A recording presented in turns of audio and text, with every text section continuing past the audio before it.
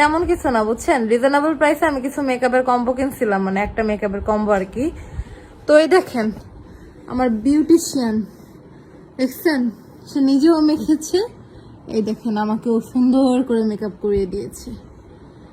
কিনছিলাম রিজনেবল প্রাইসে, যে ঈদ আসতেছে তাহলে কিনি, রেখে দেই, কম দামে পাইছি A to Z একটা মেকআপের কম্বো, কিন্তু না, কাজ হবে না। কি দিয়ে করছে দেখায়, দাঁড়ান কম্বোটা দেখায়, ওয়েট।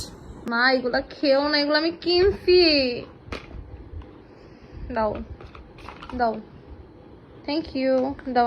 এই এতগুলো জিনিসপত্র দেখতে পারতেছেন, সবগুলো কিন্তু ব্র্যান্ডের, খুবই রিজনেবল প্রাইসে কিনছিলাম ঈদের জন্য। আমার মেয়ে দেখেন এদিকে আমার 12টা বাজায় দিচ্ছে। মেকআপের A to Z কিন্তু সবকিছুই আছে।